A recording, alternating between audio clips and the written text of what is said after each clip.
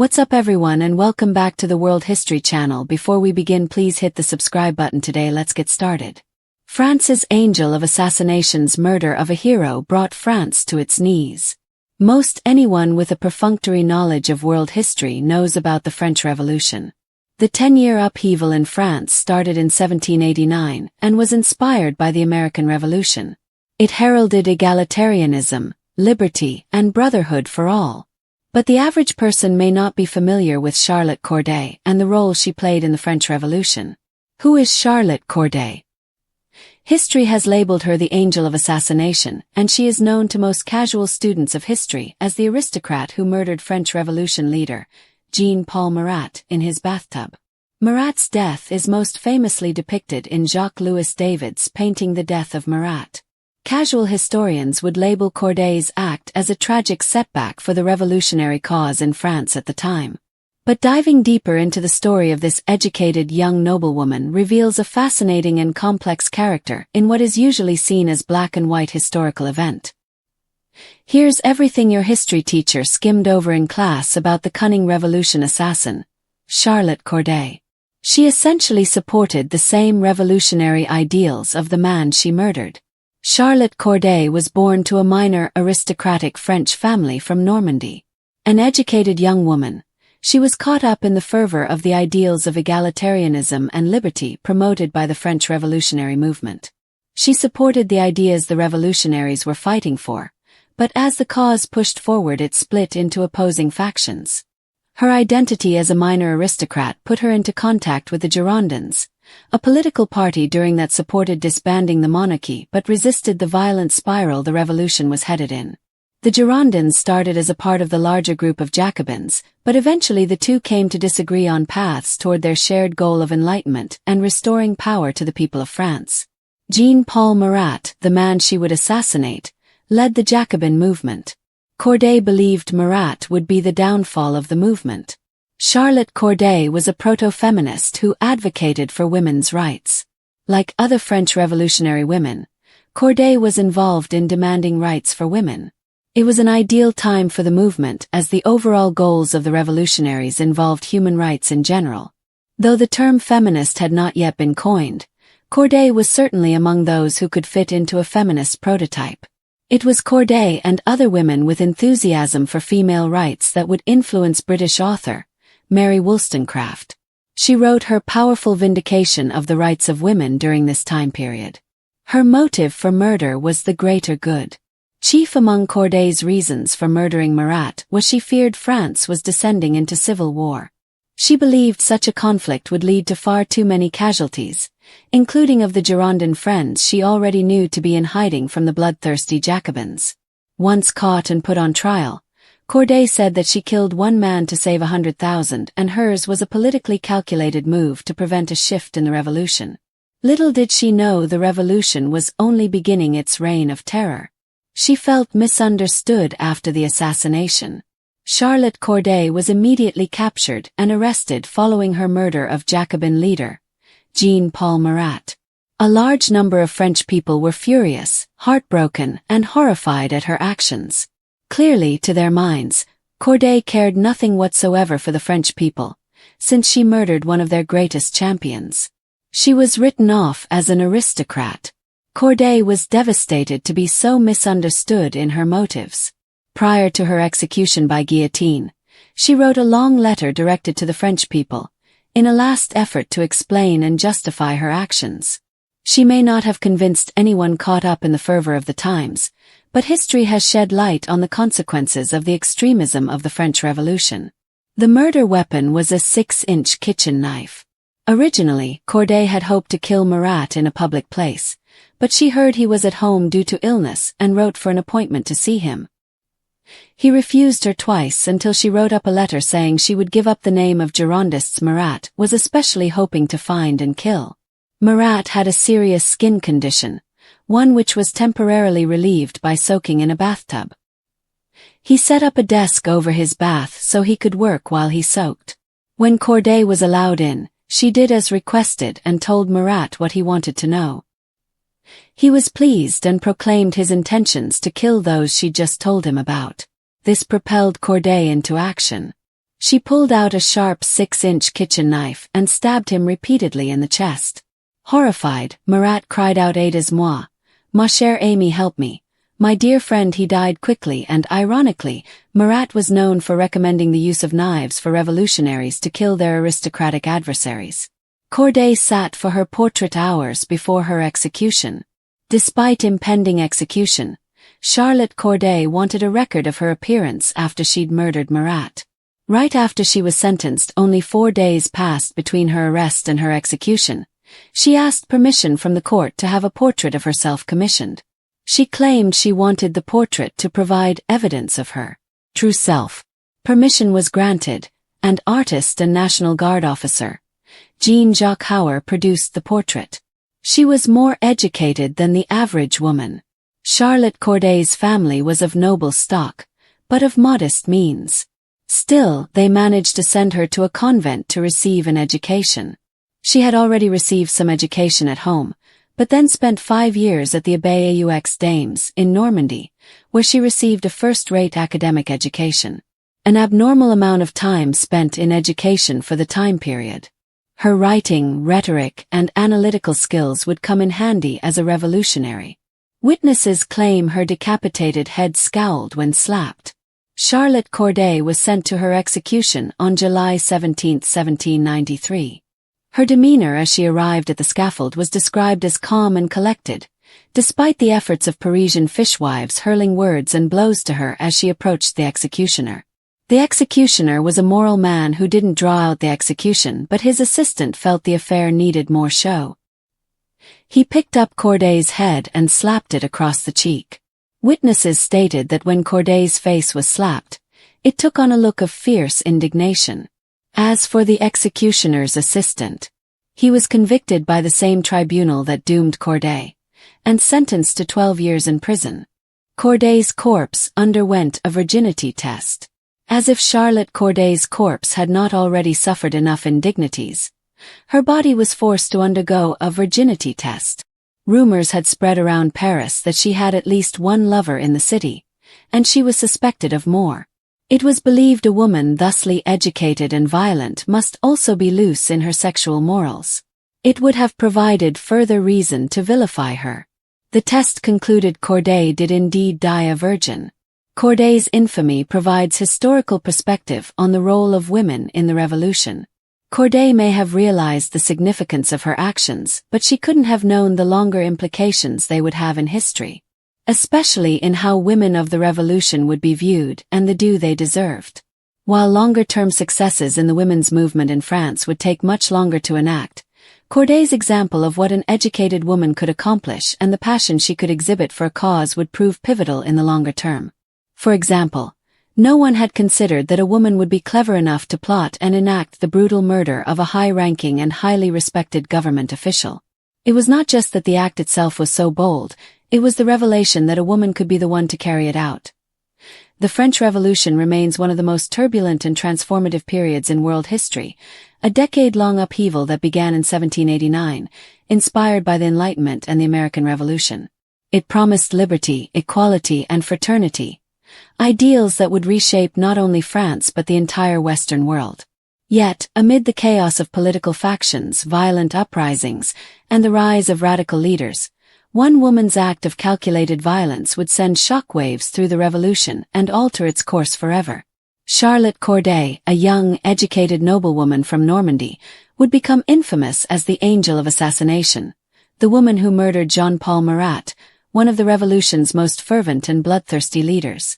Her crime, committed in cold blood as Marat lay defenseless in his bathtub, was immortalized in Jacques-Louis David's haunting painting, The Death of Marat.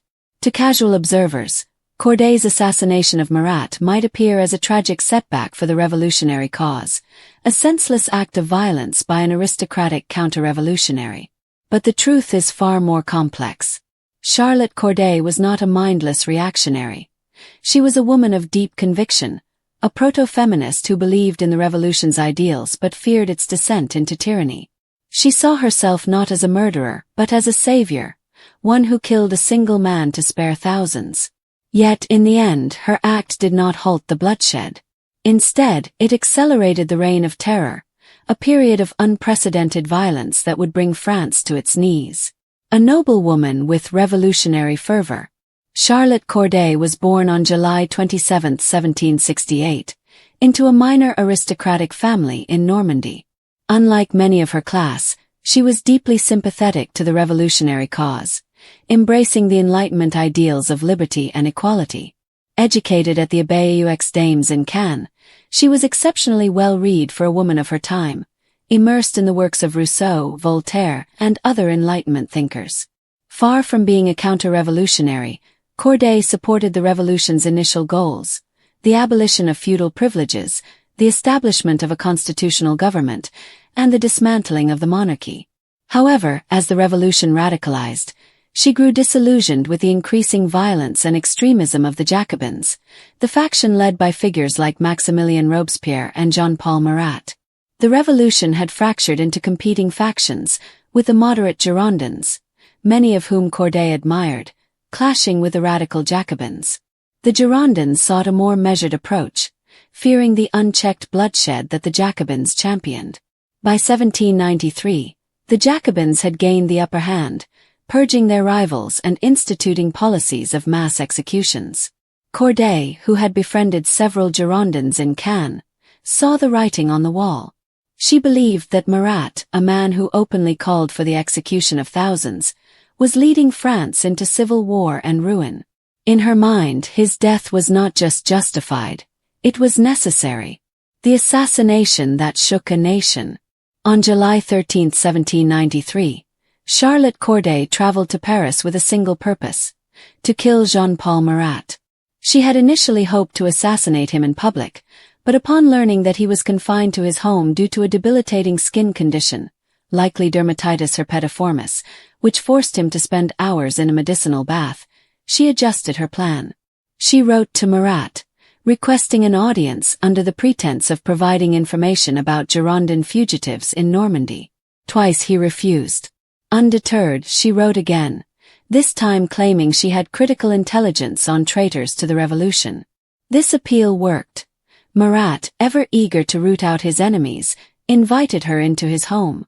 When Corday entered Marat's private quarters, she found him submerged in his bathtub, a wooden board serving as a makeshift desk where he penned his fiery revolutionary writings. She gave him the names of several Girondins, names he eagerly recorded, declaring that they would soon be sent to the guillotine. It was at this moment that Corday acted. Drawing a 6-inch kitchen knife from her corset, she plunged it into Marat's chest, piercing his lung and heart. His final words, "Aidez-moi ma chère amie," "Help me, my dear friend," were a chilling irony, given that Marat himself had advocated for mass executions by blade. Within seconds he was dead. Corday made no attempt to flee. She was immediately seized by Marat's servants and guards, arrested, and subjected to a brutal interrogation. When asked why she had committed the act, she replied calmly, "I killed one man to save 100,000.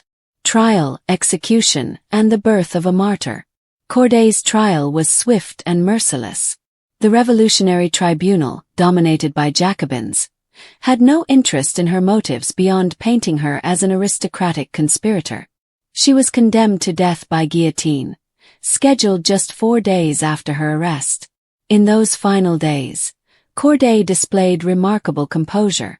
She sat for a portrait by Jean-Jacques Hauer, insisting that history should remember her true face, not the monster the Jacobins sought to portray. She also penned a final letter to the French people, defending her actions as an attempt to halt the coming bloodshed. "I thought to deliver my country from a monster," she wrote. But her words fell on deaf ears. On July 17, 1793, Corday was led to the scaffold. Witnesses described her as eerily calm, even as Parisian mobs, particularly the tricoteuses, radical women who knitted at executions, hurled insults and spat at her. The executioner, Charles-Henri Sanson, performed his duty swiftly, but in a grotesque display. His assistant lifted Corday's severed head and slapped it. According to legend, her face twisted into a scowl of indignation, a final act of defiance. Even in death, Corday was not spared humiliation. Her corpse was subjected to a virginity test, as rumors swirled that such a bold and educated woman must have been sexually promiscuous. The examination proved she had died a virgin, further complicating the revolutionary narrative that sought to paint her as a depraved aristocrat. The aftermath. France's descent into terror. Far from quelling the revolution's violence, Corday's assassination of Marat ignited the reign of terror. The Jacobins, now convinced of a vast Girondin conspiracy, accelerated their purges. Over the next year, tens of thousands would be executed, including Corday's Girondin allies, Queen Marie Antoinette, and eventually even Robespierre himself. The revolution, which had begun with such lofty ideals, had devoured its own children. Corday's act, intended to prevent bloodshed, had instead unleashed it. Yet, history has been kinder to her than her contemporaries were. She has been remembered not just as an assassin, but as a woman of principle, a proto-feminist who dared to act when others stood by. Her legacy endures as a symbol of resistance against tyranny, a reminder that even in the darkest times, individuals can take a stand, no matter the cost. Conclusion. The Angel of Assassination's Legacy. Charlotte Corday's story is one of paradoxes.